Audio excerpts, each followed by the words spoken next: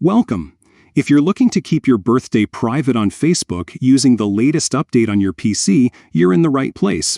Today, I'll walk you through every step to hide your birthday from everyone so you can take full control of your privacy. Let's get started. First, open the Facebook app on your computer.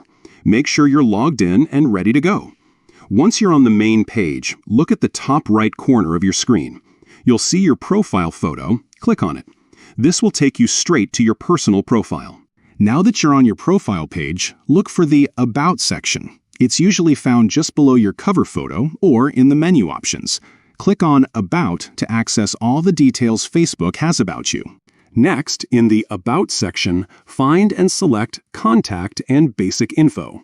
This is where your personal information, like your phone number, email, and birthday, is stored. Scroll down until you see your birthday listed. Right next to your birthday, you'll notice a small audience icon. It might look like a globe, two heads, or a lock, depending on your current privacy setting. Click on this icon. A menu will pop up with different privacy options. From the list of options, select Only Me. This setting ensures that only you can see your birthday. No one else on Facebook will have access to this information.